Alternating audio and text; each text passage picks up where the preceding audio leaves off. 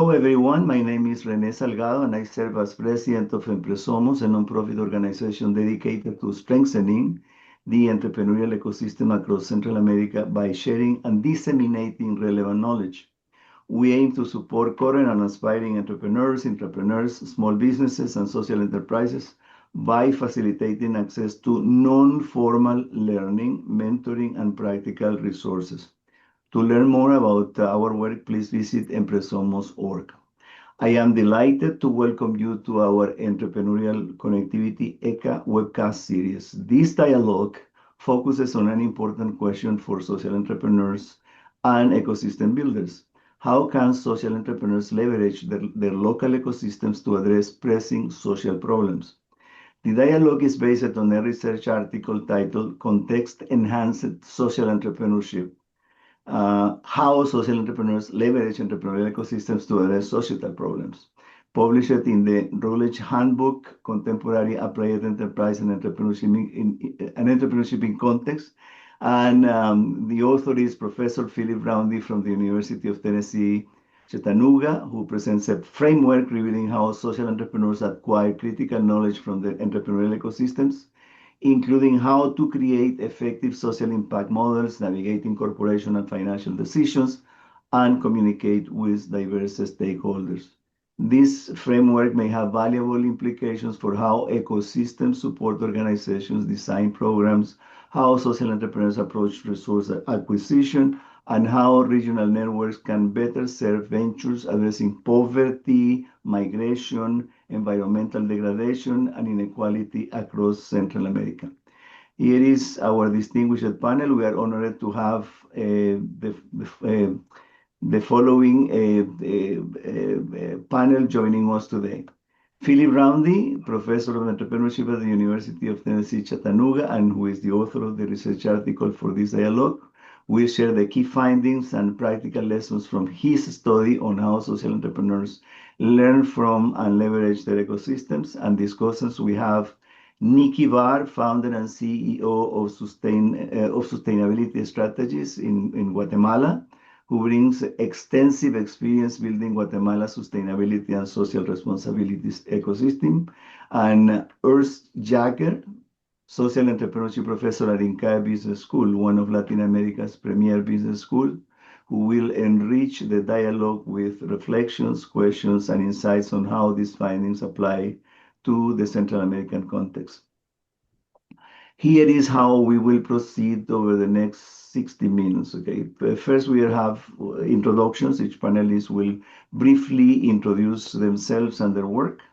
Then we have a presentation by Phil, who will walk us through his framework on context-enhanced social entrepreneurship. Then we will have the panel discussions for 30 to 45 minutes. Nikki and Urs will engage Philip with questions, reflections, and feedback, helping to connect these research insights to the practical realities of social entrepreneurship and ecosystem development in Central America. And we look forward to an engaging and insightful discussion. Let's begin. To start, I would like to invite each of you to introduce yourself. Phil, would you like to begin? Sure. Thank you, Renee. And thank you for inviting me to be part of this webcast. So my name is Phil Roundy. I'm the Mary Harris Professor of Entrepreneurship at the University of Tennessee in Chattanooga. I've been at UTC for 12 years. I research two primary topics, entrepreneurial ecosystems and social entrepreneurship, and I also teach on those topics also. So thank you. Nikki? Good morning. Thank you so much, René, for this invitation. It's an honor to be on a panel with both Phil and Urs. Nikki Baer, Guatemalan, Honduran, Canadian, living out of Guatemala, but doing consulting through, I founded and lead Sustainable Strategies, a boutique consulting firm that works with leaders in ensuring companies and projects are competitive and sustainable and bankable. During the last 5 years, we've had the honor of working with, I'd say we're industry agnostic. So we've worked with a lot of renewable energy, a lot of real estate, forestry, agribusiness, from sugar to African palm to banana, mining, cement, steel. We've worked with have had a wonderful array of challenges and clients we work with. And I'm really interested in kind of exploring our approach is more sustainable and competitive companies. And, social entrepreneurship is just kind of a niche there where I think companies can really have a huge value added. So I'm really excited to have comments around Phil's research and conversations, again, from Guatemala, but operating throughout the whole of Latin America. Thank you, Nikki. What about you, Urs? Renee, thanks so much for the invitation. It's an honor to be with both Philip and Nikki here in this panel. Actually, I'm Swiss and have been working before I changed to INCAE at the University of St. Gallen in Switzerland. And there I was focusing on social entrepreneurship. But as in Switzerland, in the US also, Philip, we have three sectors. We have the market, we have the government, and we have civil society. And social entrepreneurship is between market and civil society. And it was clear that there's an issue that we need to focus on. 14 years ago, I changed to Latin America, understood we have three sectors, but the three sectors are in countries where we have hegemonies. So we have structures and strong informality, low rule of law. And I understood social entrepreneurship was not the core issue between the sectors, as we have sectors, but the core issue is the informality, the people who are excluded. So it became inclusive that I was focusing. And now 2 years ago, I was put in a role at INCAE. I'm a full professor at INCAE and now also senior chair of impact and sustainability, where we focus the school on sustainability and impact on a global scale. And this put me then in a management position. So since 2 years, I'm not anymore focused on publishing, but more on management and concrete project. It's a pleasure being here. Thank you very much, Urs. Very kind of you. And should we start, Phil? Sure, that would be great. Go ahead. You have the floor. Thank you. So thank you again, Renee, for inviting me to be part of this webcast. I'm not sure if he'll see it, but I'd also like to thank my colleague, Tom Lyons, who actually connected me with Renee. And then thank you again to Nikki and Urs for facilitating our discussion. So as a professor of entrepreneurship, at least over the past decade, my research has focused on the topic of entrepreneurial ecosystems. As a field, we have pretty much converged on a definition of ecosystems. I follow the Eric Stamm definition, which is that an entrepreneurial ecosystem is the interdependent actors and factors in a geographic territory that are coordinated to support entrepreneurs. So essentially, it's the forces within a city or a region that enable entrepreneurship of all types. Within that topic, I focus on two distinct questions. So most of my research focuses on how do entrepreneurs leverage their local ecosystems as they create and scale their ventures. But I also have research that focuses on how community leaders kind of somewhat top-down, how community leaders build, orchestrate, architect effective ecosystems. So I'll touch on both of those questions today, but most of my remarks will focus on kind of the bottom-up approach of how entrepreneurs leverage their local ecosystems for resources. Most of my remarks today will also focus on a specific type of entrepreneur, as Renee said, social entrepreneurs. Just to be clear about what I conceptualize a social entrepreneur as, so it's an entrepreneur who pursues opportunities, but does so for societal impact through innovative business models. So basically, social entrepreneurs have some sort of explicit social mission. They're trying to target a problem or issue. It could be human trafficking, homelessness, poverty, animal abuse, pollution. So they have an explicit social problem that they're targeting. And they're trying to address this problem in part by creating a business-oriented venture that utilizes the market mechanism. So they attempt to generate revenue through the products, through the sale of products or services. They could be incorporated as a nonprofit or a for-profit. I'm kind of, incorporation agnostic, but they're trying to become financially sustainable through revenue generation. And so I'll focus on these social entrepreneurs today and how they best leverage their local ecosystems. As I'll talk about, social entrepreneurship requires a distinct social entrepreneurial ecosystem. But then, as I said, towards the end of my remarks, I'll also talk a little bit about how community leaders can build, develop, orchestrate more effective social entrepreneurship ecosystems.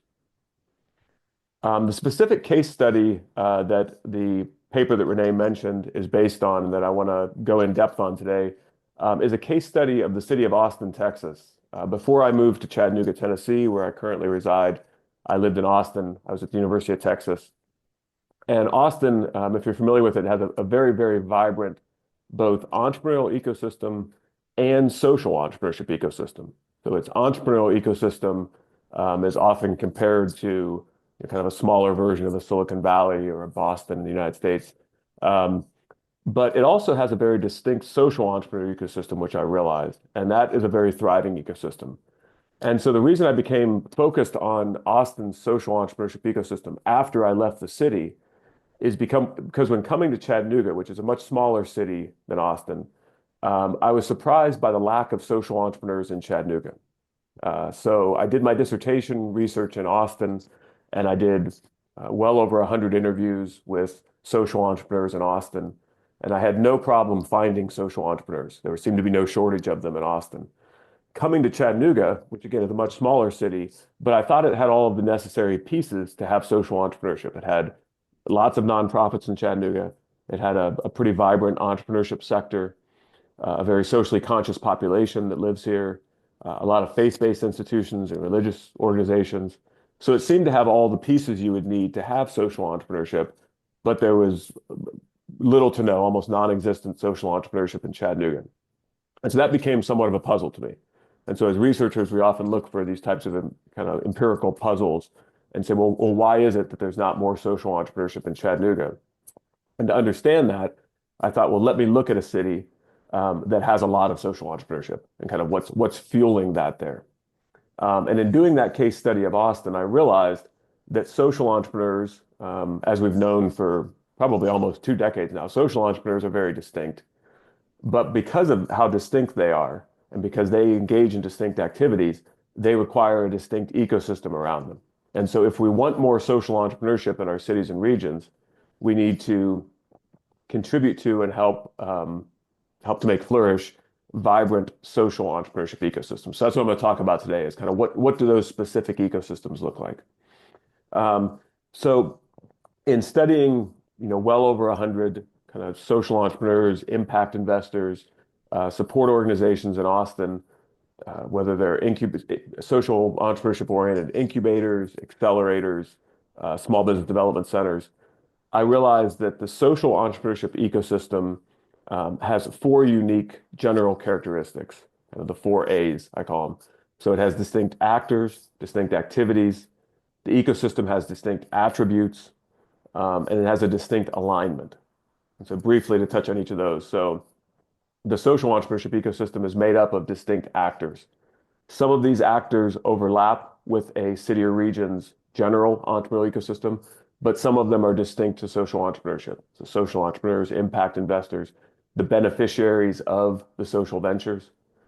So a kind of a stereotypical example of a social venture might be an entrepreneur who creates a coffee shop, a for-profit coffee shop, in order to hire homeless individuals and provide them with benefits through an employment-based model.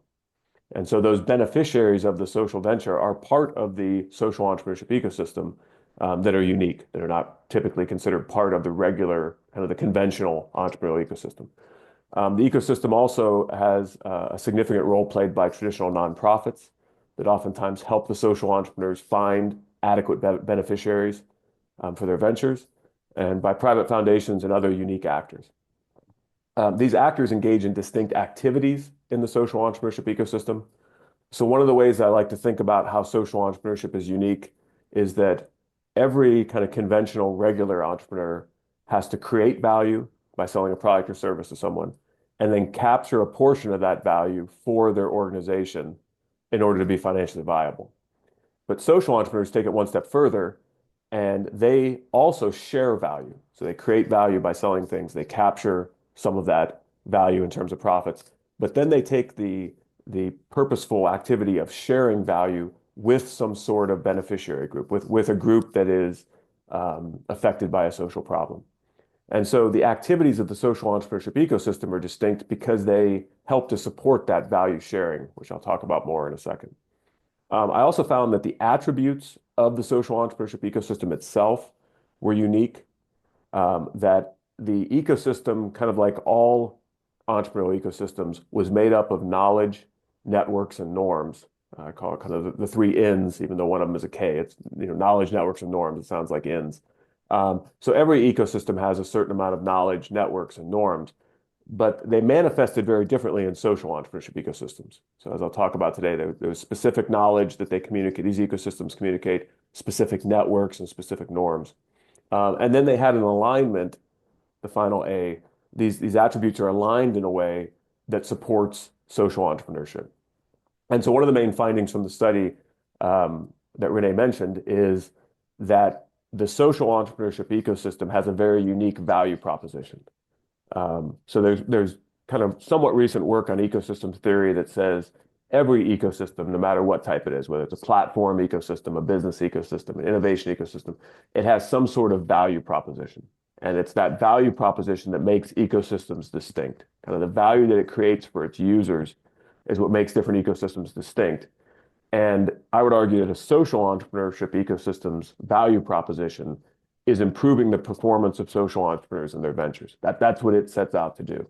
And even though that might be kind of intuitive, I think that for ecosystem leaders, they need to keep that in mind. And so I'll talk a little bit about that more later, that one of the tests that ecosystem leaders can use to understand, are they contributing to their local social entrepreneurship ecosystem, is, are their activities actually making it so that social entrepreneurs in their local area have better performance? Okay, so social entrepreneurs need these unique ecosystems for a variety of reasons. I won't spend too much time on this, but basically all of the things that make social entrepreneurship distinct, the fact that they're addressing these wicked problems that often require cross-sector partnerships, the fact that they often have two demand-side groups, not just one, so they serve both consumers and beneficiaries, the fact that they've got dual missions and dual logics, they have to balance business missions and social missions, and then, as I said, the fact that their ultimate goal is to not just create and capture value, but also to share it kind of for the common good and with society. All of those things that are distinctive about social entrepreneurship mean that it requires a unique ecosystem. And so what I find in the Austin study is that social entrepreneurs, they can leverage their local ecosystem for specialized knowledge, specialized networks, and specialized norms if they have a fertile ecosystem. And I'll talk about that in a second. So in terms of specialized knowledge, there's certain knowledge that social entrepreneurs need to be effective. They need to understand how to create a social impact model. Oftentimes they use design thinking and other design-based methods to really understand if they're having an impact and if they're really impacting their beneficiaries. They need knowledge about how to incorporate. Should they set up as a for-profit, as a nonprofit, as some sort of hybrid legal form? What's the most appropriate form for their business model? They need knowledge about how to communicate their complex kind of narrative that they have across stakeholders. So do they emphasize the business with investors? What do they emphasize with the media? What do they emphasize with beneficiaries? And so there's a complex communication that they have to learn, and that's often knowledge that they gain by interacting with investors and other groups in their ecosystem. They rely on specialized networks that help connect them to investors that understand that they have multiple missions, that help connect them to conscious consumers that would be interested in buying their products and services, with beneficiaries that could be employees or could be partners, with social impact-oriented ESOs, entrepreneurial support organizations, that can help them and give them specialized resources. So they tap into a network that is distinctive.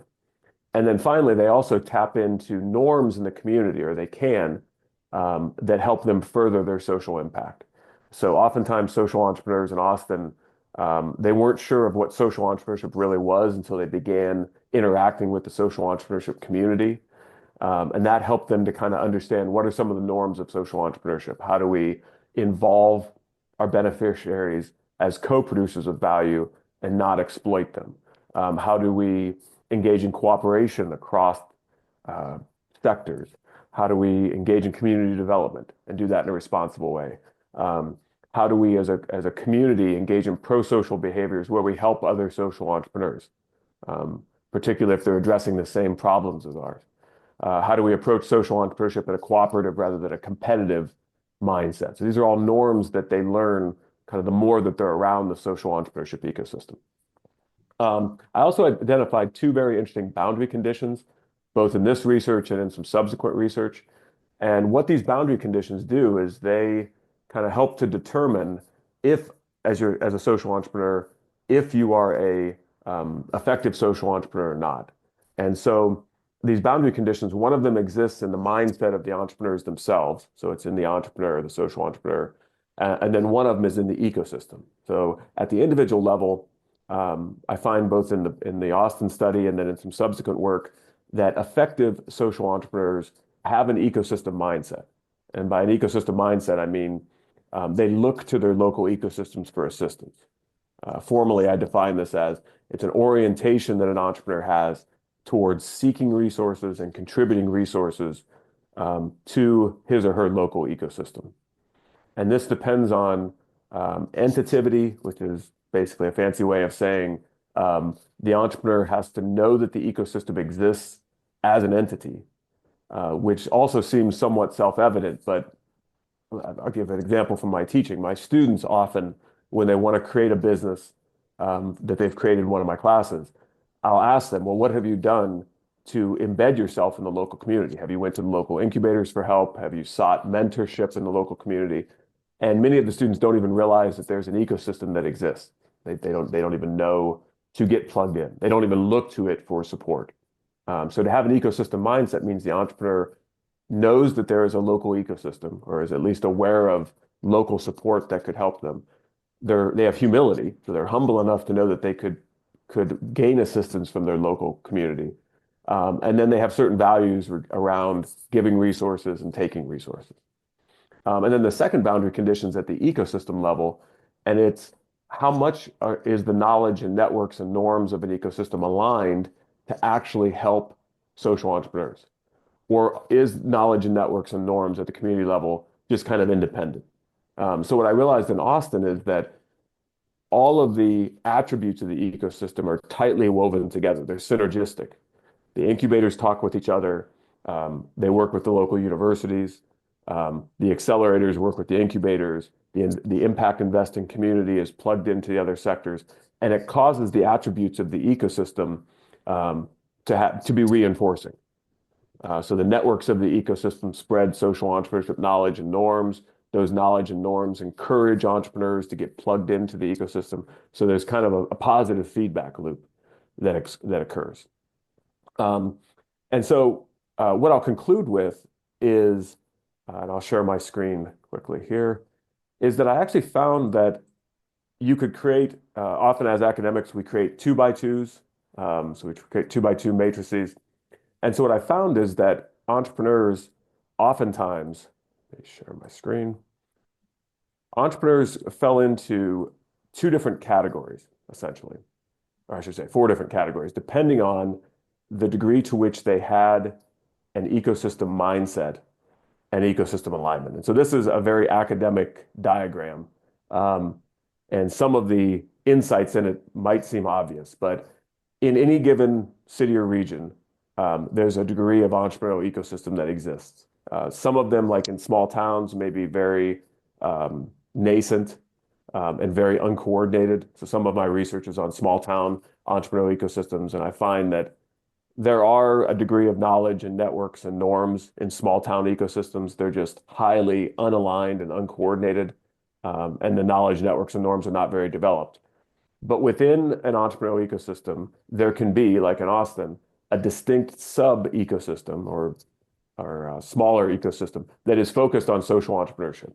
And so in the Austin study and in some of my subsequent work, I've really focused in on, okay, what does that specific ecosystem look like that focuses on social entrepreneurs? And what are the unique knowledge networks and norms that make up that ecosystem?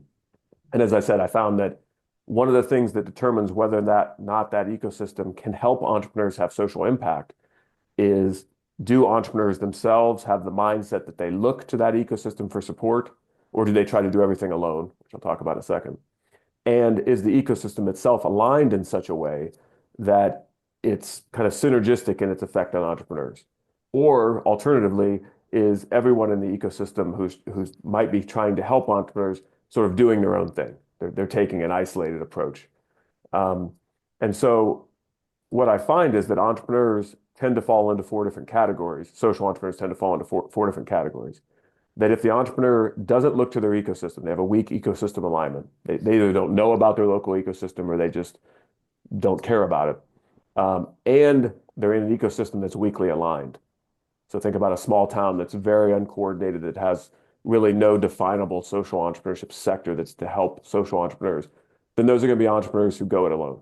They try to do everything themselves, partly because there's not a lot of local support for them, and partly because they don't have the mindset to really look for it.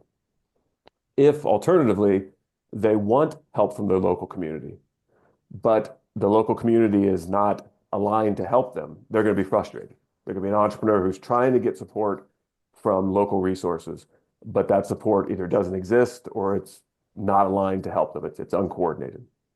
Kind of the flip side of that is an entrepreneur who is in a very vibrant community. This would be like an entrepreneur who is in Austin. Austin has all of the knowledge, networks, and norms to help social entrepreneurs thrive, and they're aligned in such a way to be synergistic. But perhaps the entrepreneur has a very weak ecosystem mindset. They don't care about their local community. They don't feel like they need help. They're not humble. That's what I consider an arrogant entrepreneur. Ideally, what I find in some subsequent work is that what you want is to be an effective entrepreneur, which is an entrepreneur that has a strong ecosystem mindset and is located in an aligned ecosystem. Now, obviously, sometimes entrepreneurs can pick the ecosystem that they create their social venture. Other times they're doing it in areas that either that's where they were born and raised, and that's why they want to create a social venture there to help that community, or they're not mobile, they can't move. So they don't have total control over the alignment piece. But most entrepreneurs do have control over the mindset piece. They can either look to their local ecosystems or not. And so the main takeaways from what I wanted to say here is that social entrepreneurs, they often need to leverage their local communities for resources and support. Doing so requires unique knowledge, networks, and norms. Social entrepreneurs, to the extent that they can control it, should have or should adopt an ecosystem mindset. And then local leaders, which I promised I'd touch on just a little bit, their goal really is to improve the alignment of the local social entrepreneurship ecosystem. So the actions that they take, what they do is that they help to orchestrate knowledge and networks and norms so they work together effectively to help social entrepreneurs. And as I said, the key question that I often have for whether they call them ecosystem builders or ecosystem leaders is, how are you uniquely contributing to the value proposition of the ecosystem? And that value proposition should be, helping to increase the performance of social entrepreneurs. And then the last comment I'll leave you with, and maybe this will spur some questions later, is just that everything that I've talked about sounds very clear and sounds very, probably makes sense, but it's very difficult to do. And so in kind of 12 years of living here in Chattanooga, where we do not have a very thriving social entrepreneurship ecosystem, I've seen local actors try to make the local ecosystem more social, more sustainable, and that's been very difficult. So kind of transitioning an ecosystem towards sustainability is challenging, and it's challenging for some unique reasons that we can talk about. But it's a challenge that is possible, but requires definite leadership. So I think I'll stop there, and I'll kind of open up to the floor for any questions or comments or discussion. Thank you very much, Phil. I have just a brief question. Sure.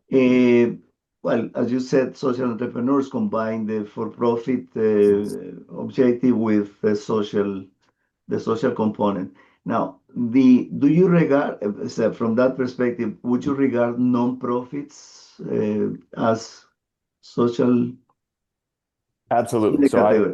Yes, absolutely. So in the social entrepreneurship class I teach, and I've taught for years, I always say that the form of incorporation does not determine whether or not you're a social venture. So whether you incorporate as a 501c3 nonprofit here in the United States, or a C Corp, or a LLC, or one of the hybrid forms that are out there, like an L3C.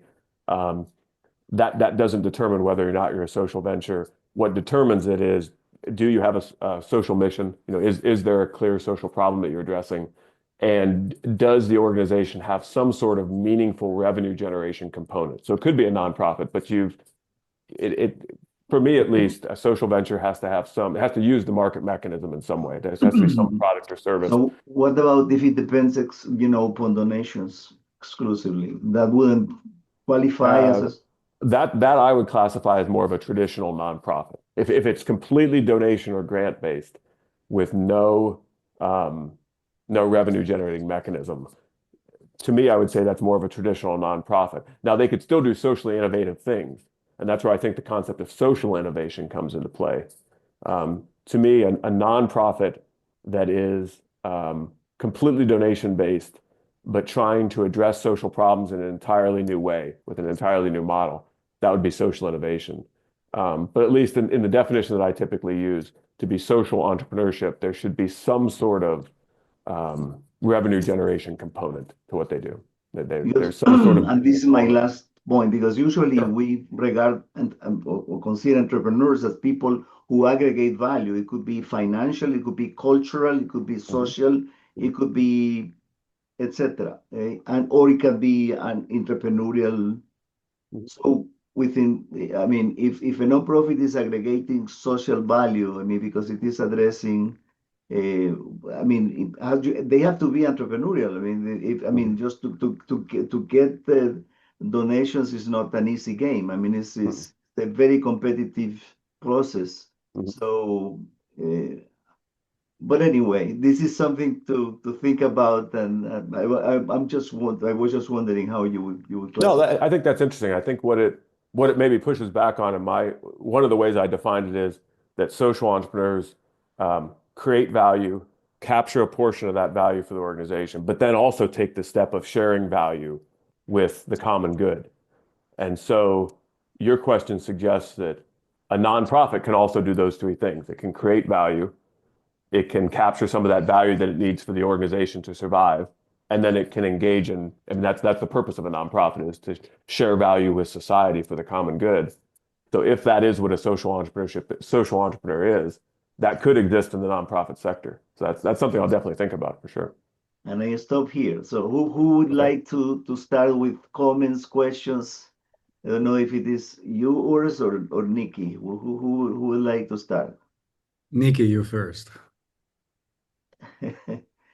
I'm going to go on a different approach. So I don't know if you want to go first, Urs, or I've got the floor. I loved your exposition, Phil, and as you said, it's quite neat and orderly. We actually approach it in a different way with the companies we work with. We don't really work with the social entrepreneurs themselves. We kind of work within companies who have a desire to move towards sustainability. So a lot of times we ask them, how can we create more social impact throughout the goods and services you are already providing, okay? One of our favorite tools to use there are the United Nations Development Goals, because that's what the world has agreed upon that are the biggest challenges that the world has. So you can be a cement company or a steel company, and what is your product doing? Sure, you have a huge carbon footprint because those are the two big industries that have the largest footprint. Of the largest industries that have the largest footprint, but they are really providing the tools or what we need to create sustainable infrastructure in the future, right? So one, how do you do it? Produce the cement and the steel more sustainably, but two, how do you use the cement and steel to create what Latin America is missing the most, or the world is missing most, housing, community buildings, infrastructure. How do we get our goods to the ports, or how do we have the appropriate ports and airports? So how do you create those or find the niches for those goods and services that you're already producing to have more social impact? If you're a beverage or a snack company, how do you innovate with better quality snacks or beverages that can address the huge gap with hunger and or nutrition, and have fortified snacks or a fortified beverage with the typical deficiencies in vitamins and nutrients within your community. And here, a lot of the times, companies have, using your terminology, the knowledge of, what their product or what their service is. But a lot of the times they don't have the knowledge of that specific niche market or of the specific niche uses of these products, the quantities, or perhaps it's a different quality, etc. And so we've seen a lot of cool partnerships and, kind of a widening of the stakeholder group that they're engaging with. So you're speaking of knowledge and network. So here the network, a lot of times companies have to reinvent what the network or what stakeholders they're working with, because perhaps they can partner with NGOs. We've seen steel companies partner with NGOs that are providing housing or that are providing relief efforts after devastating emergencies, and they need to build back infrastructure quickly. So, NGOs sometimes, it can sometimes, not always, be very flexible in working with companies to get, a social intrapreneur within companies and, kind of flex out different approaches and find niche social uses for the same product or service, or help companies innovate to address these specific social needs. Now, I think it's not an either or. I think it's a gray spectrum where you can go from being just a regular company that produces products and services, to being a company that can, innovate social uses and or niche markets where you can have more social impact with the same products and services.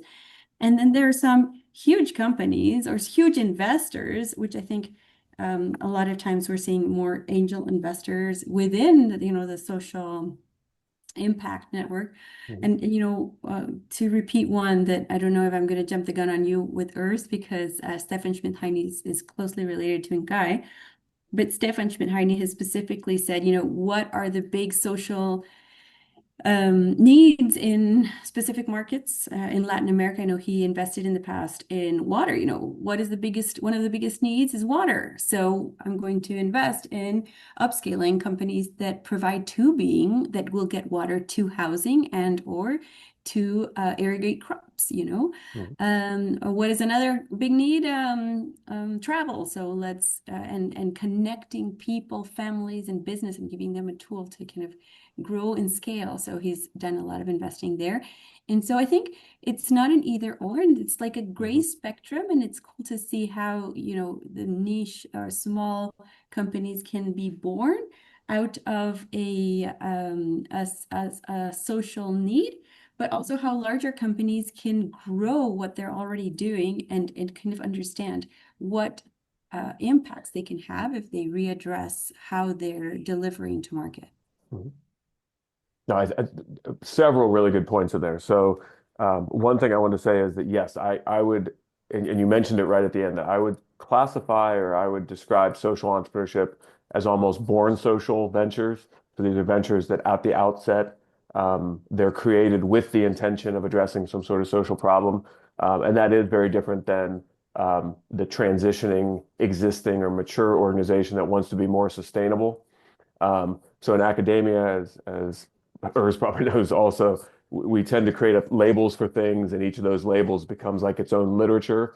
And so there is now an entire literature that's grown around what are called sustainable transition ecosystems or sustainability ecosystems, which is more focused on how do the mature organizations within much of it is also very place-based. So how do the mature organizations in a city or region begin to transition to more sustainable value chain or sustainable supply chain? So sometimes that's referred to as sustainability ecosystems or circular economy ecosystems. There's kind of a literature that's a little bit more specific on that, or inclusive business ecosystems, which is some work that I've also done. So I have a co-author in Nigeria, Mofaluke Akiyade. And so we look at inclusive agribusiness ecosystems, which those support entrepreneurs who there's a social mission behind what they do, but it's less the social mission is more just they want to improve employment, and they want to deliver an agricultural product in a way that every aspect of the supply chain empowers those that they're trying to work with. So it's less focused on a specific social venture product as it is about making the supply chain and making the value chain more inclusive. But all of that's to say that yes, there's absolutely more opportunities to have social impact than just social entrepreneurship, kind of born social ventures. That there's also ecosystems that are surrounding mature organizations that are trying to become more sustainable. So I think those are excellent points. Thank you very much. Nikki, I don't know if you have a follow-up question, Nikki, or not yet. You want to let Urs go ahead? Okay, Urs, you go ahead. Philip, first of all, congratulations for your work. I like it in particular for two reasons. You focus on ecosystems, and ecosystems in Latin America is one of the core issues that we are facing. We just hired a new professor focusing on that. The second, you're combining meso or micro and macro levels. And this is one of the core issues we see also, as it's a question of individuals feeling lonely and how to provide an ecosystem that supports you when you feel lonely. I like in particular, René, the discussion here, as the core question is, I guess we discuss, is how can we learn in Latin America from Philip's research? And for a long time, we have been doing it in a way like we call this in INCAE, tropicalizar el conocimiento del norte, to tropicalize the knowledge that is coming from the north. So this would mean, Philip, all you said in your research is simply our guideline now to structure our ecosystem. And if the ecosystem is not yet developed at that level, we need to say we need to develop our low developed countries. And at the moment where we are at the same level like you are, we can talk. Now we are on a new stage in the discussion. So it's not about tropicalizing knowledge anymore.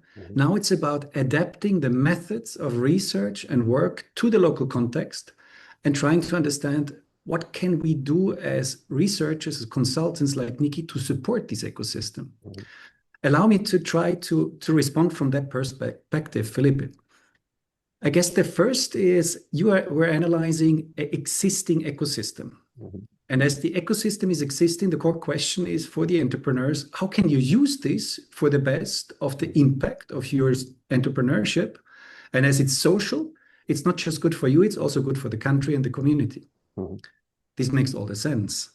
In our regions, in particular in Central America, the question is more, what are the factors that are supporting ecosystems to grow? Now, when we come to that point, very quickly, three observations. We see factors that is coming from the finance, second from the government, and the third from lead companies.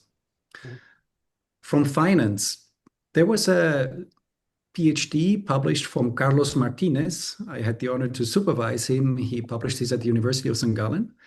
So he was observing that there are coming funds in Central America, and they are in venture capitalism.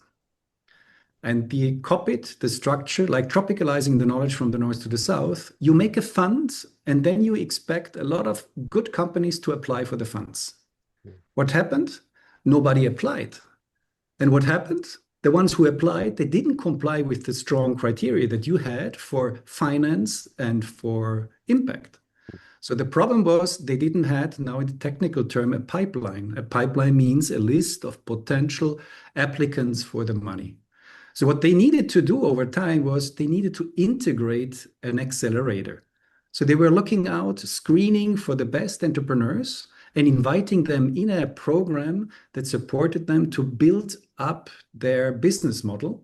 And this is a strong investment upfront before you know whether you can invest and whether you know you can get an exit and get a return on investment in the very end. So this is usually something that others in Europe or in the US don't like to do. And I guess in particular, those can learn a lot from your study. But it's not an ecosystem. These are individual actors that learn how to integrate now this second part, there's this acceleration. The second factor now, the government. The government is, particularly Guatemala, Nikki, is simply brilliant. Not the government, but no, sorry. Guatemala is the finance sector. This is exactly the first example of the finances is pushing the ecosystem. This is Guatemala. Now, when it comes to the government, this is Colombia.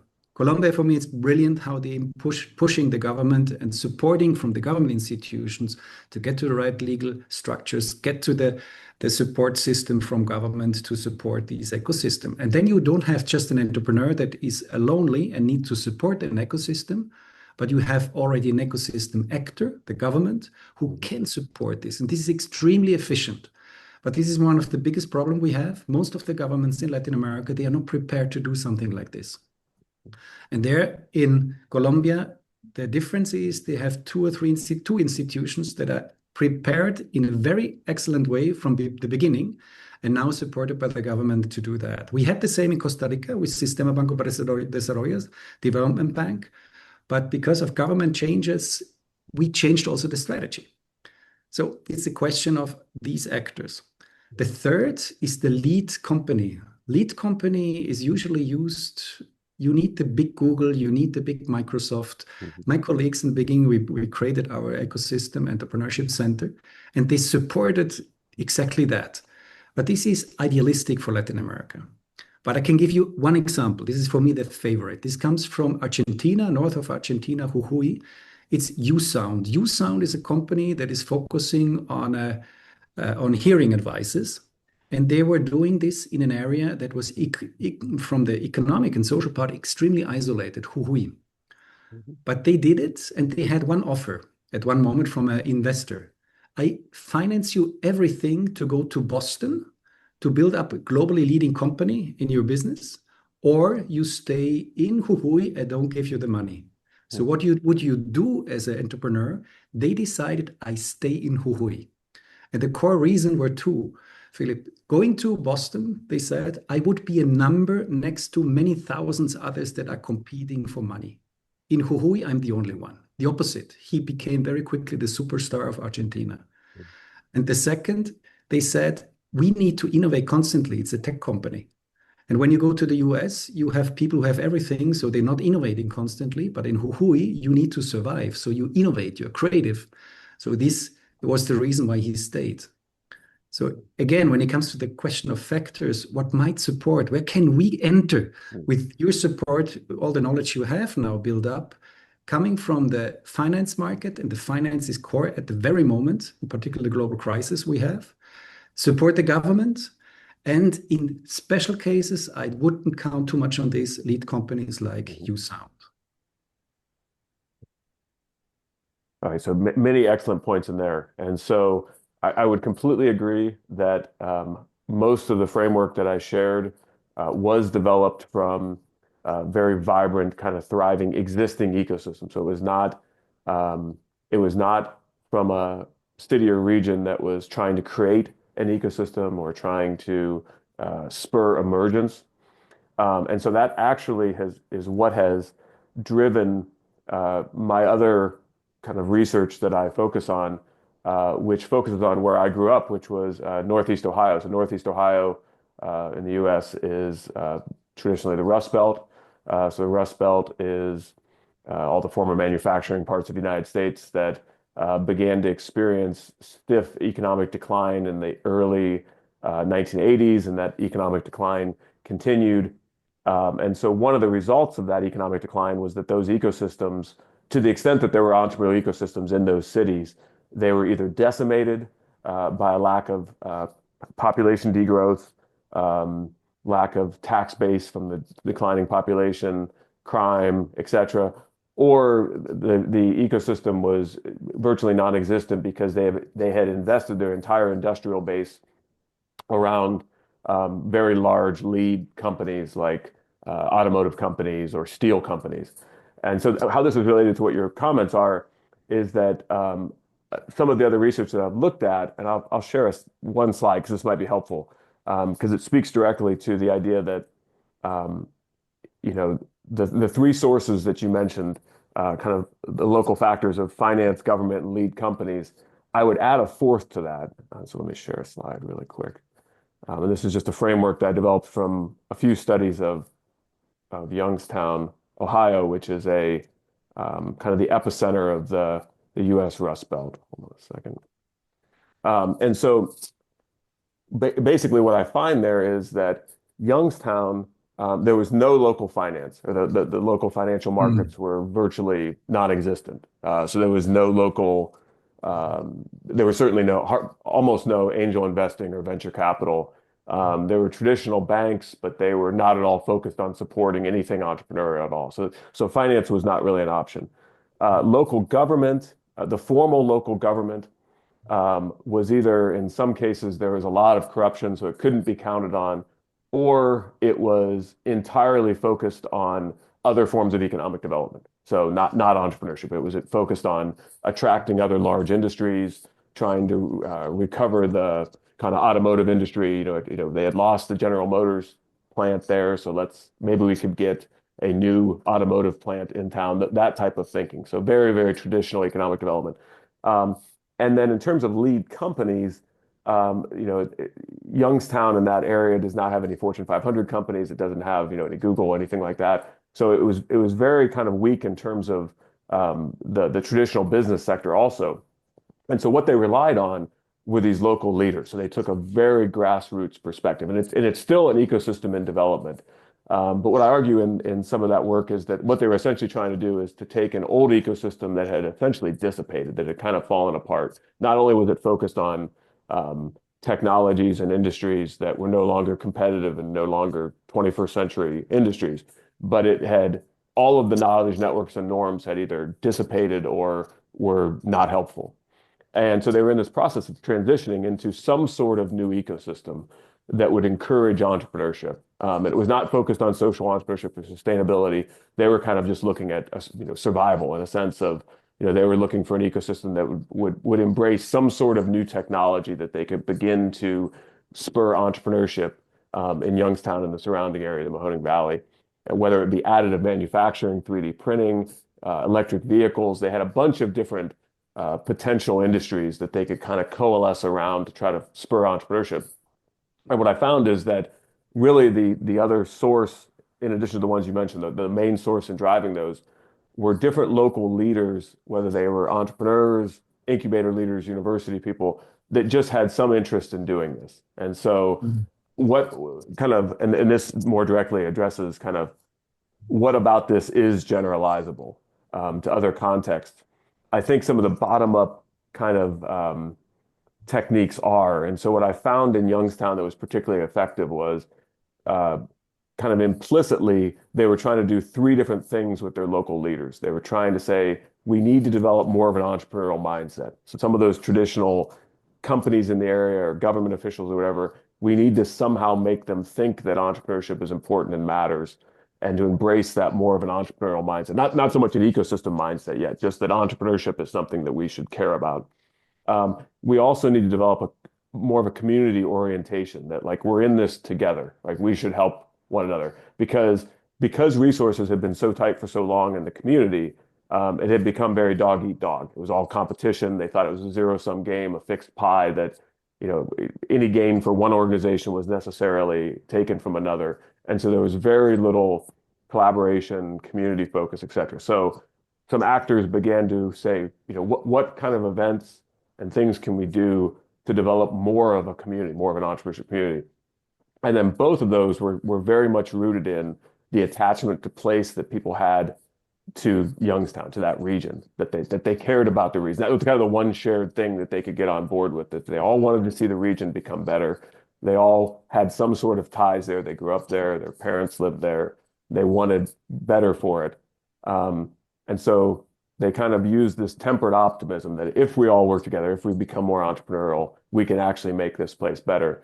And so what I've seen is in some subsequent work that this wasn't just a Youngstown thing, that other kind of struggling or places with nascent communities, if nothing else, they probably have some local leaders that want to do something. And if so, they can lean on some of these more emotional and psychological type of things, absent formal resources, absent some of the finance, government, lead company things that you talked about, that kind of the very, very beginnings of a grassroots movement towards helping to form these ecosystems can be based on some of these things and actually require some of these things.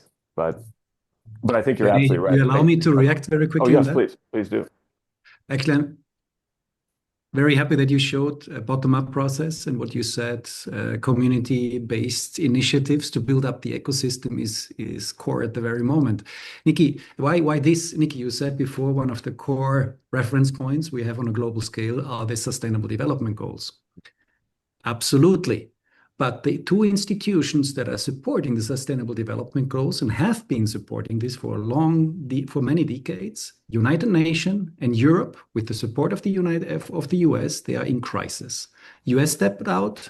Or Europe is now fighting, trying to get one of the big powers in the world. They have disorientation, and the United Nations is trying to survive with a budget that is extremely low. So we have an issue on the question of this global push organizing our structure from the government side.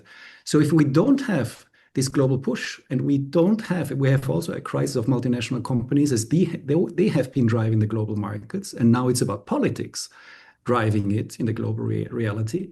Who's left over that is supporting these goals? These are the communities. This is what you just described, Felipe. We need to mobilize the communities to build up these ecosystems and not just wait for the government or multinational companies to do this anymore. And there, I guess, social entrepreneurship comes again very closely to the third sector research. How can we do this and what can we learn from? And there, we need to get out of our mind the North-South idea. Now, because of this global crisis, the North, like you just described, Felipe, has the same challenges as we have in Latin America. So we need to come together now more closer to solve our problems. That was the original idea behind this conversation. Wasn't it, Philip? Yep. Nikki, I don't know if you want to react to what Urs had to say. I'd add to your debate around the Sustainable Development Goals that there's a very strong backlash towards perceived political implications or interests behind United Nations and the Sustainable Development Goals. However, I still feel that they are the most universal language where we can say we intend to align behind what the world needs for tomorrow, for 2050, for 2030, whatever we want to set as goals. So we usually use two tools in our work. Is one, the UN Sustainable Development Goals, and two, the World Business Council's Agenda 2050 up to 2050. But, even the World Business Council has got a lot of heat around, political interests and implications and aligning to the WEF and et cetera. So I think it's tough to work on, sustainability or social entrepreneurship. They have beautiful impacts and implications, and it's easier to keep them without getting into messy politics, particularly in a day and age. And there, I think the US is becoming more Latin American in the polarization in between political interests and parties. And so they're tough tools to use, but still they're the best ones that we have identified. They're still not flawless, but those networks and getting people on board are often challenging. So finding common languages, because we've had huge debates around particular words, in Spanish, empoderar, and a company thought that was the most horrid thing they'd heard of, and when you start talking about, what it means to empower your local communities, it made absolute sense to what, the company was looking to work towards. But, vocabulary is often, I think, a challenge. And so it takes a couple of rounds and conversations between companies or entrepreneurs and civil society and users before you kind of understand what we're talking about, and we all have the same intentions. And so the faster or whatever tools we can use to speed up that conversation, I think are pluses in all respects. That they're the best tools, no, I agree with you, but let's, go working. And that's where work like Phil's help us perhaps in setting, a level playing field. And we have a bit of a conversation before starting off, to kind of understand, where are we working towards? What are we trying to do, and we're a big fan, or I'm a big fan of, I'm going to forget, Enactus, which is a university-led competition where students create social entrepreneurships and work with a lot of companies, and they go creating really cool networks. And so I think that type of exercises, or, one of our clients, Aceros de Guatemala, has a new business division that's called Innova Rise from Aceros de Guatemala, where they're creating social entrepreneurships where they hope to invest and see drive in the different markets where they're working in Latin America. So I think it's cool to go seeing, how different companies, or as you said, banks, or different systems are created, and try to work through vocabulary or the correct network, etc. No? I Renee, have a brief question. know, One brief question for you, Urs. You mentioned that the financial sector in Guatemala was somehow pushing social entrepreneurship development in. the financial sector is a core actor. And I hope I don't be remembered for the one who said sustainable development goals is not the instrument we need to follow anymore. The opposite, Nikki, the opposite. The question is, who's driving it at the very moment? Geokel is the one who was with Kofi Annan, including the World Business Council of Sustainable Development of the multinational companies inside of the global discussion on sustainable development. And he just published an article in our business review and said, yes, we are in crisis with the sustainable development goals, but the facts that climate change is going to change our life, this is continuing. This is fact. And it's not a question of just facts changing. You cannot do this. So it's coming. And therefore, it's a sort of a time that it goes down. And sometimes when the crisis is in climate change rising, the topics are coming back. And during this time, it's interesting, he's going now in the capital market. And why the capital market? And there, René, capital market is currently the core driver from my perspective for the sustainable development goals. Why is this the reason? As the capital market is facing now a reality that is highly risky.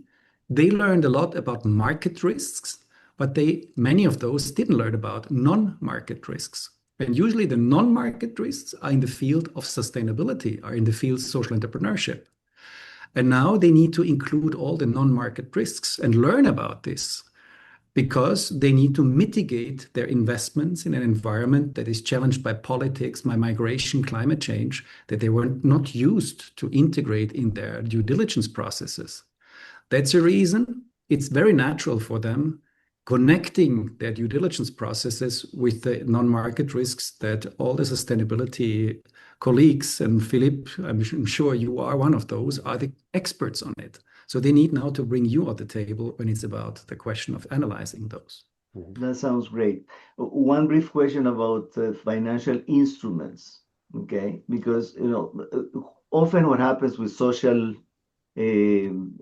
causes, if you wish, is that you require some kind of patient capital, and they don't. So do you think, Urs, from what you were saying, that there may be a change? I mean, because venture capital sometimes doesn't work, or, the traditional angeling, or, the traditional banking mechanisms. So you have to create new. Is that some push toward that because social entrepreneurs would need, different types of instruments, I guess. Phil, you are the expert, but I don't know. The same way that they need different types of ecosystems, attributes, they will probably need, or they need, different types of financial instruments. But go ahead, Urs. Access to finance is one of the core issues. And there usually we talk about impact investment. So this is the counterpart of social entrepreneurship in the capital market, impact investment. Philip, you mentioned this before. But there again, It's the comparison of Europe, USA with Latin America. We started talking about impact investments starting in Great Britain based on a highly established venture capitalist market. And now we go to Latin America talking about the same, but there's no venture capitalist market developed in the same way. So what happens? Many that are considered to be impact investors in Latin America, in fact, they're venture capitalists. And this is not because they want to greenwash something. This is because exactly what we discussed before, they need to integrate the non-economic risks inside of their calculation. And the second, the money that is coming for these risks investment is not coming out of the region. The money is coming from the US and Europe mainly, and many government institutions. The money that's coming from the region, usually they're not investing in risks, they're investing in established markets just to mitigate risks. They don't want to get into that. And therefore, René, to get to innovations, you need to have patient capital that is really counting on you and supports you to grow in this region and make a difference. And this is not that easy, as many of the business had developed monopolies. And one of the leaders in this business said, brilliant that you are supporting entrepreneurs. Just tell me when you have it done and you have one that is good so I can buy him. But this is not the idea of this region. You want to have competition. So we need to have much, much more in respect to these capital markets and impact investors, in particular venture capitalist discussion. Thank you very much to everyone. And I want to say thank you also to our audience. And I want to remind them to subscribe to our YouTube channel, to follow these type of conversations, this type of dialogues, and to follow us also on LinkedIn and other social media. And I'm going to say what I said before, if here is a collaboration invite. If your university, your organization would like to co-host an ECCA session, please reach out via, and I'm going to say it here, LinkedIn at EmpreSomos.org. The floor is open for anyone who would like to do something similar for your network, Nikki, for your network, Urs. So this is an open space, okay? Thank you so very much.